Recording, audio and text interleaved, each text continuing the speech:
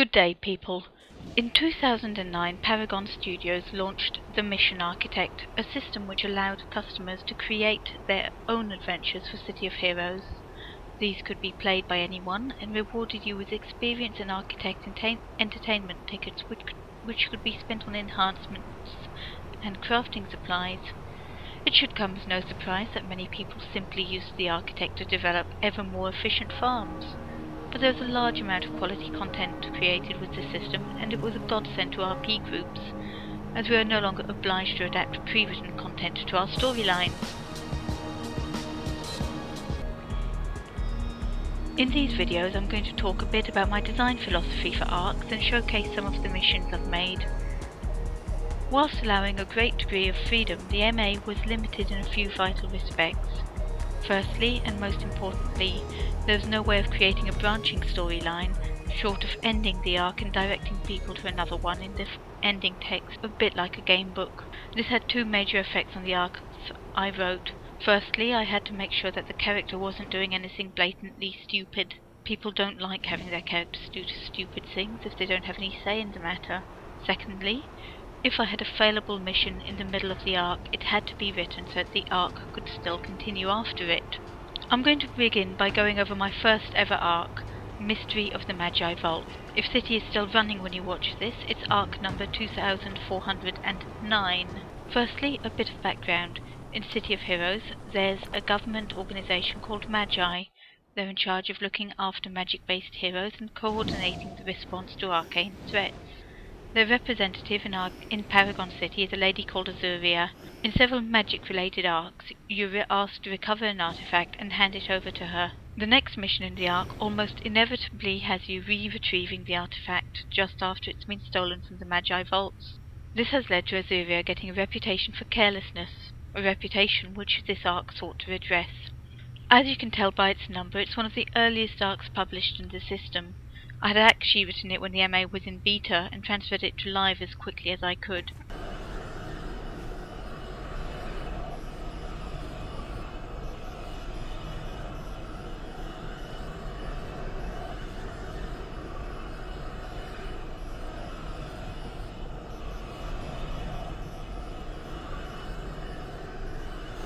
I am playing the arc in testing mode, hence where you've got all the little dots on the map. They aren't there in normal gameplay. The location of the glowies in this mission was randomised because I got tired of the glowy you need to complete the mission always being in the last room. I also use a feature of the way that the MA groups objectives to make the three different items appear as a single goal. I'll be going into this in a later video. On reflection, I'm not sure that randomising the location really adds anything to the mission. On one hand, it slows down people who rush to the last room, but as the other two glowies don't have any clues attached, it doesn't reward people who do take their time through the mission.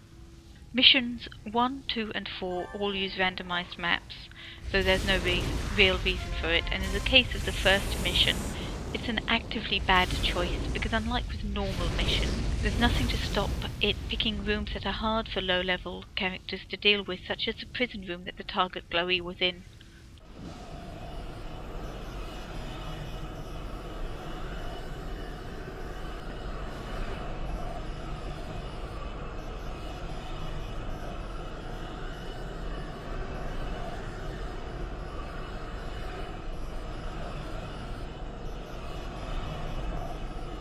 This next mission is a simple defeat the boss mission.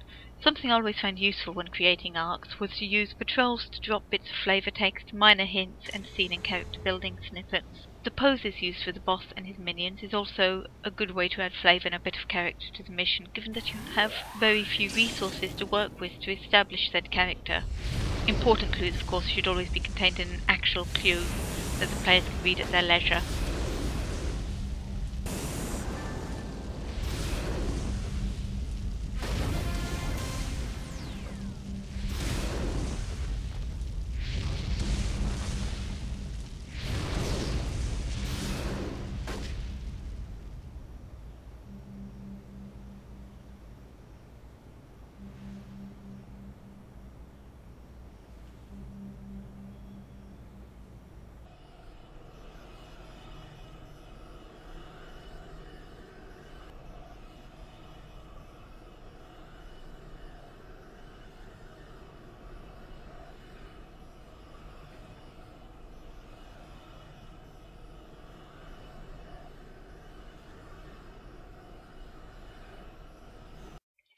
Mission 3.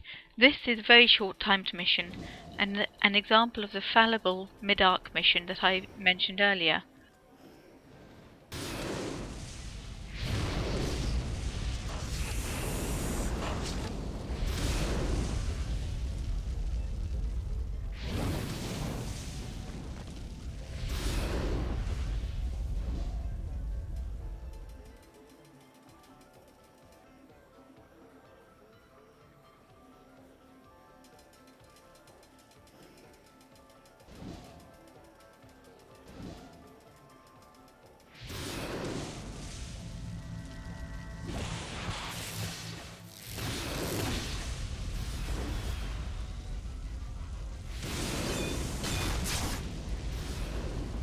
Eris's Worthy Foes line is a reference to one of the official arcs featuring the warriors, where their patrols and bosses continuously talk about wanting to face some. At the time that this was written, ambushes weren't working properly. It wouldn't let me add a second warrior ambush. A friendly ambush by Paragon police officers worked in testing but failed in live. I finally decided to have Eris summon up some night demons, which are set as hostile to everybody, both the player and any surviving warriors. This mission also uses the ability to chain objectives off other objectives. For example, Eris doesn't spawn until you have rescued Dr. F, and the ambushes show up as her HP reaches set threshold. If the mission was failed, Azuria says that the Magi Necromancers will try to get the information out of Dr. F's spirit, which allows the arc to continue.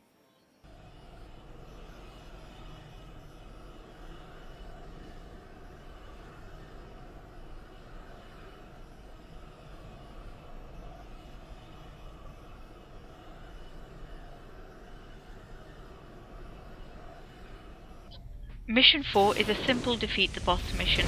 Unlike Mission 2, I used a custom boss, as Cinder is supposed to be one of the Hellions' rising stars. Unlike Mission 2, there's no incidental dialogue to control. Since I've decided Cinder wouldn't talk, the clue you get upon his defeat says that one of his underlings gives you the information you need. This mission also has a false victory in its ending text. You think the task is done, but since letting the PC PD wrap things up off screen would be pretty boring, we move right into Mission 5.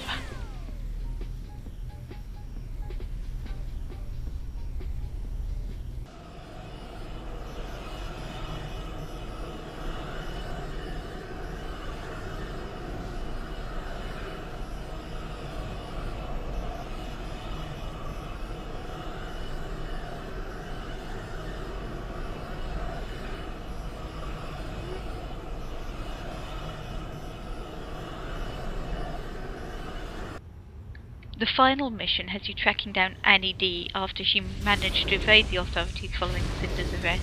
Orange text is used in the mission briefing to highlight the fact that she may be more dangerous than expected. In this case, she is an elite boss, potentially a serious challenge for the levels that this arc is set at. When this arc was written, it wasn't possible to rename or recolor enemies, so you could stick them into custom groups.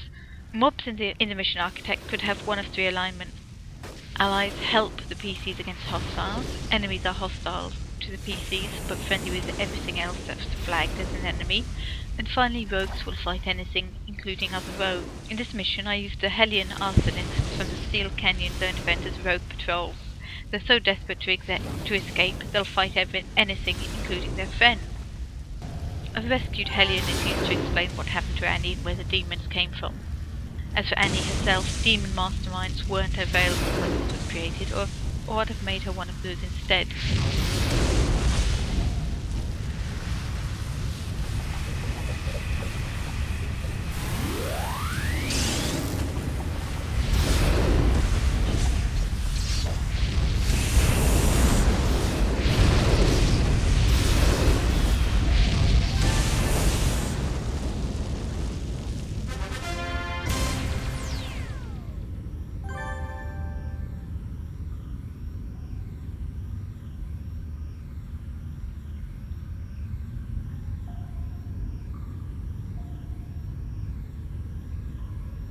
Looking back on this arc, it's quite clearly one of my earlier works. The storytelling is pretty simple. I'm not entirely sure it to achieve my goal. Instead of making Azuvia look careless for losing artifacts, I suspect I might have made her look a bit careless in her vetting procedures. But the implication was always that Annie got involved with Cinder after she started her work with Magi. That's about it, really. Next episode, we'll be moving on to my horror arc, which had a couple of what I view as clever storytelling techniques anyway.